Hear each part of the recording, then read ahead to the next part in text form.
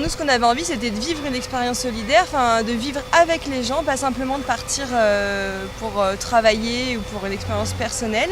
Et c'est la DCC qui nous a proposé l'Algérie. En fait, avec la DCC, c'est un peu la surprise, quoi. On nous propose le projet qui va avec notre profil.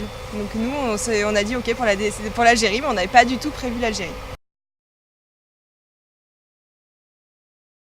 La DCC, ça fonctionne sur dossier au départ, c'est-à-dire on est motivé pour vivre un volontariat, on envoie un dossier et ensuite on est contacté, il y a des week-ends de formation animés par les bénévoles de l'association et ensuite il y a une mise en contact avec les partenaires locaux, les projets qui sont proposés.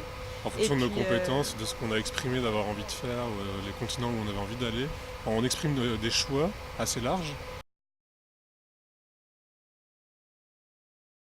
Je pense que la mission de volontariat, c'est pas forcément apporter de l'aide. Dans les missions qu'on peut rencontrer, il y a toujours des compétences locales qui peuvent répondre aux besoins.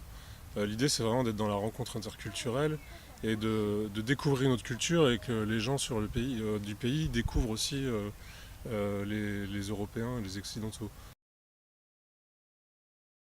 Vivre sa foi en toute petite communauté au milieu d'un peuple qui vit une autre religion, c'est très très fort. C'est soudant quand même. Ça interpelle, oui. Ouais. Et puis on était quand même au service du diocèse du Sahara algérien. Et en cette qualité, on